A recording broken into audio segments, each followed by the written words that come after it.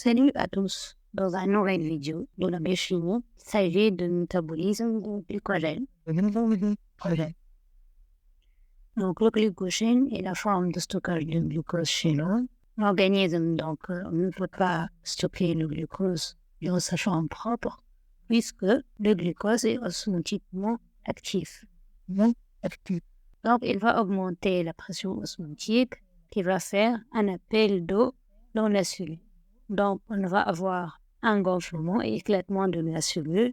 C'est par cela que l'organisme stocke le glucose sous forme de glycogène. Donc, les organes qui stockent le glycogène sont principalement le foie. La plus haute concentration de glycogène est dans le foie, mais la plus grande quantité de glycogène est dans le muscle. Donc, on va passer à la structure du glycogène. Comme on voit ici, le glycogène contient 58 de molécules de glucose liées linéairement alpha 1 4 à liaison.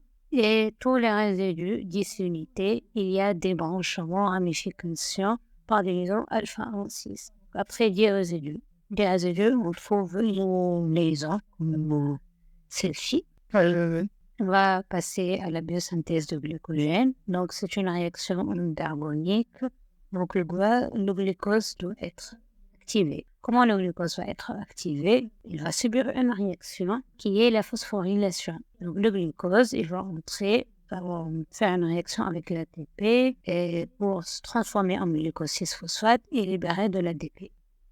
Puis, on va avoir une isomérisation du glucose 6-phosphate en glucose 1-phosphate par l'enzyme glucose 6-phosphate isomérase. Comme on voit ici dans ce schéma, donc on a un glucose 6-phosphate qui va être isoméré en glucose 1-phosphate. Et l'activation se fait par l'enzyme UDP glucose phosphorylase. Donc, on va avoir glucose 1-phosphate qui va faire une réaction avec de l'UTP pour former le complexe donc UDP glucose et libérer une 2-phosphate.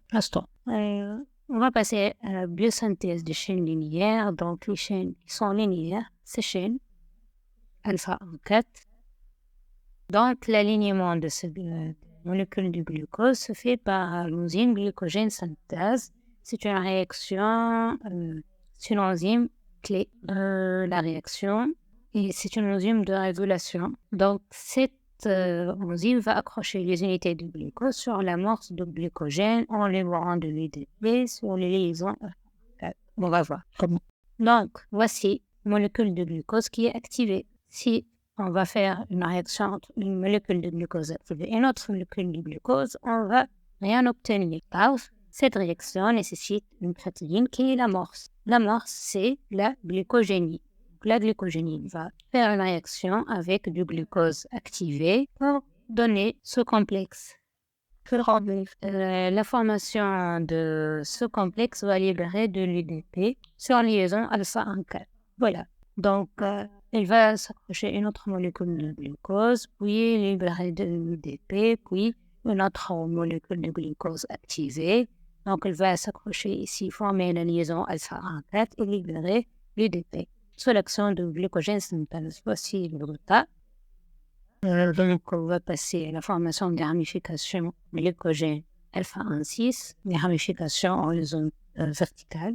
Donc, cette réaction, elle se fait par l'action de l'enzyme branchante ou l'enzyme alpha 1 transglucosylase qui va donc prélever 5 à 8 résidus d'une chaîne de 10 à 11. Donc, la chaîne va contenir 10 à 11 molécules de glucose. Donc, cette enzyme va juste prélever de 5 à 8. Donc, on va supposer que c'est 5 et va accrocher ici un résidu glycosyle. Ce résidu, donc, il est accroché par une liaison alpha 1 6. On doit noter que ce résidu peut aussi être greffe et site d'extension. Donc, on va avoir ici d'autres liaisons alpha 1 4 et pour former la nouvelle molécule de glycogène, on a besoin de l'amorce, une autre molécule d'amorce protéinée qui va accrocher donc plus que 8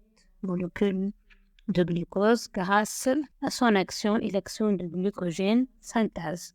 Comme on voit ici, voici les liaisons alpha 1,4 et voici les liaisons alpha 1,6 et ces liaisons donc peut subir des élongations.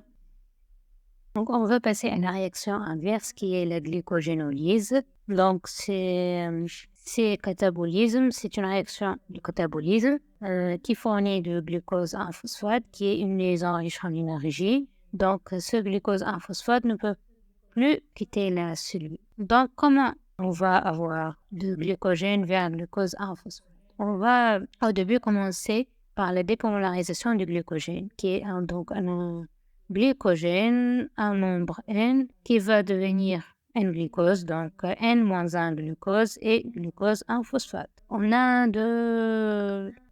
l'enzyme qui est le glycogène phosphorylase et le coenzyme le pyridoxal phosphate. Donc, comme on voit ici, la chaîne principale c'est alpha 1,4 qui est montrée et voici les ramifications alpha 1,6. Voici les extrémités non réductrices et voici l'extrémité réductrice. Donc, l'enzyme glycogène phosphorylase va couper les liaisons alpha 1,4 à partir de l'extrémité non réductrice. Donc, voici l'extrémité non réductrice. Elle va couper les liaisons alpha 1,4 sur le carbone 1 du glucose libéré, un groupement phosphate apporté par l'ATP pour qu'il devienne glucose en phosphate. Cette liaison va être coupée, donc on a une molécule de glucose qui est libérée, donc va fixer sur le premier carbone un groupement phosphate pour devenir glucose en phosphate. Donc l'action de la glucose phosphorylase s'arrête 4 résidus avant la ramification alpha 1,6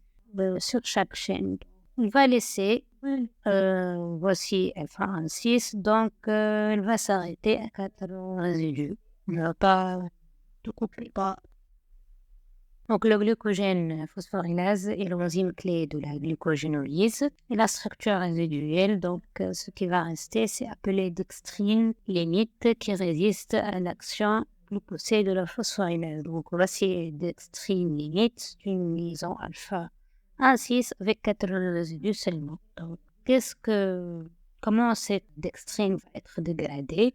Donc, elle va être dégradée par l'action de l'oligoglucane transférase. Elle va transférer donc une séquence de 3 glucose sur une autre chaîne qui est alpha 1 et laisse juste une seule molécule de glucose, un alpha 1,6. Donc, puis, on a le alpha 1,6 glucosidase, c'est une enzyme débranchante. Donc, il va libérer cette molécule par hydrolyse et libérer le glucose. Comme on voit ici dans ce chemin, donc, sont les 3 molécules de glucose qui sont 3 résidus, donc sont transférées ici. Voici une seule molécule de glucose, donc il va être hydrolysé par l'enzyme débranchante. Comme on voit ici, il est hydrolysé. Puis, il va subir une phosphorylation. Donc, du glucose 1 phosphate vers le glucose 6 phosphate grâce à la phosphoglucomutase. Et puis, dans le foie, le glucose 6 phosphate. Donc, il va être transformé en glucose par l'action de glucose 6 phosphatase vers le sang. Dans le muscle, le glucose 6 phosphate va entrer dans le glucolyse pour générer de l'énergie. Donc, on va passer à la régulation du métabolisme du glycogène. Donc, la régulation enzymatique se sent par les enzymes. Donc, le glucogène synthèse, comme on a dit pour la synthèse, celle qui déclenche la synthèse, glucogène phosphorylase, celle qui déclenche la dégradation. On a une régulation allostérique et hormonale. Et les mécanismes de régulation du muscle diffèrent du foie. Pour la régulation allostérique, donc c'est une régulation qui dépend du substrat de la réaction, donc qui est le glucose. Et s'il augmente, on a une inhibition de glycogène phosphorylase, qui est l'enzyme de la dégradation. Donc, si on atteint la limite de la glycémie qu'on a besoin, on n'a plus besoin de réaction de glucogénolyse, donc ce taux élevé de glucose va inhiber l'action de l'enzyme pour qu'elle ne dégrade pas plus de molécules de glucose et augmenter de plus la glycémie. Pour le muscle, donc l'AMP active la phosphorylase Et l'ATP et le glucose 6-phosphate inhibent la phosphorylase. Donc, ce sont, comme on a dit, les muscles utilisent le glucose 6-phosphate. Donc, s'il est augmenté, il va inhiber la phosphorylase. Et comme on a dit,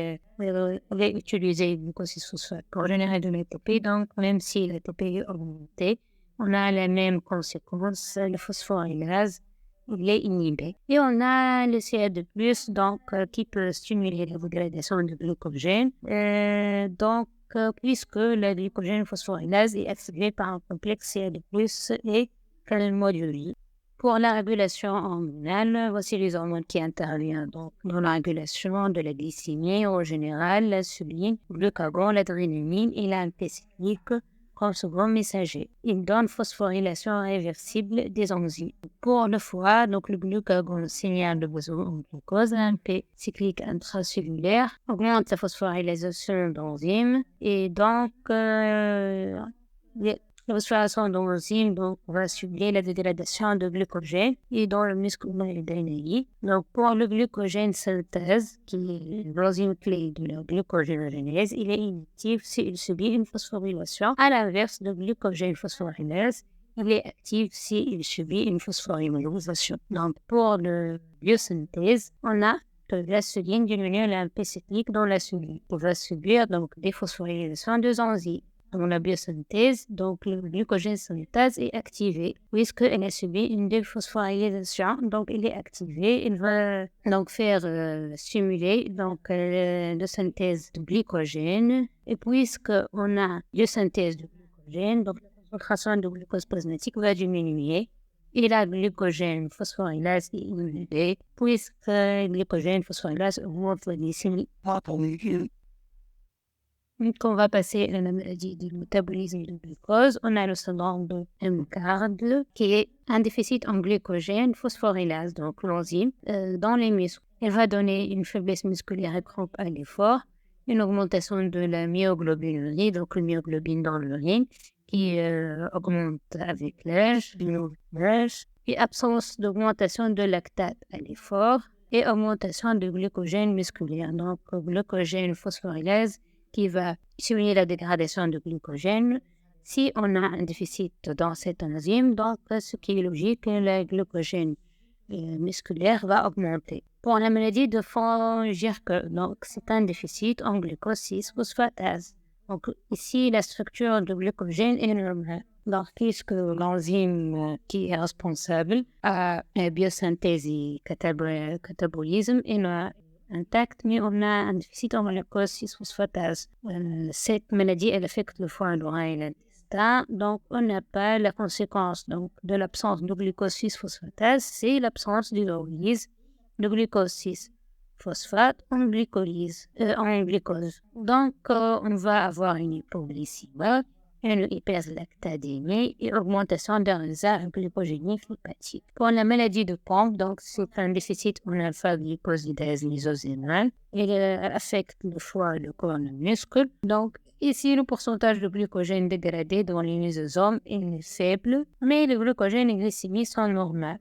Donc, l'aspect anormal du cytosol à cause du glycogène, concentration qui est élevée, donc va donner une cardiomyopathe. Et par la suite la mort.